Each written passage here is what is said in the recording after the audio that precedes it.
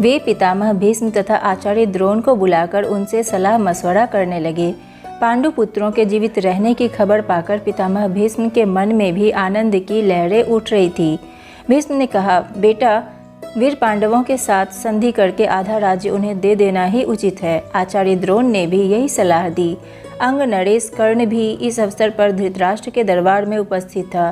पांडवों को आधा राज्य देने की सलाह उसे बिल्कुल अच्छी ना लगी। दुर्योधन के प्रति कर्ण के हृदय में अपार स्नेह था। इस कारण द्रोणाचार्य की सलाह सुनकर उसके क्रोध की सीमा न रही।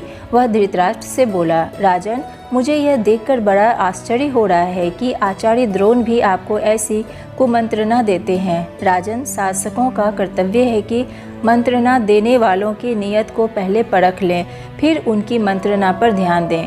कर्ण की इन बातों से द्रोणाचार्य क्रोधित हो गरज कर बोले, दुष्ट कर्ण, तुम राजा को गलत रास्ता बता रहे हो। यह निश्चित है कि यदि राजा धृतराष्ट्र ने मेरी तथा पितामह भीष्म की सलाह ना मानी और तुम जैसों की सलाह पर चले तो फिर कौरवों का नाश होने वाला है। इसके बाद धृतराष्ट्र ने धर्मात्मा विदुर से सलाह ली।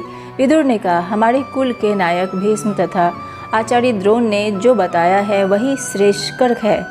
कर्ण की सलाह किसी काम की नहीं है। अंत में सब सोच विचार कर धृतराष्ट्र ने पांडु के पुत्रों को आधा राज्य देकर संधि कर लेने का निश्चय किया और पांडवों को द्रौपदी तथा कुंती सहित सादर लिवा लाने के लिए विदुर को पांचाल देश भेजा। विदुर पांचाल देश को रवाना हो गए।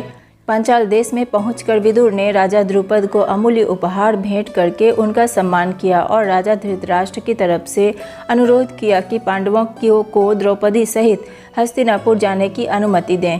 विदुर का अनुरोध सुनकर राजा द्रुपद के मन में शंका हुई। उनको धृतराष्ट्र पर विश्वास ना हुआ। सिर्फ इतना कह दिया कि पांडवों की जैसी इच्छा हो वही करना ठीक होगा।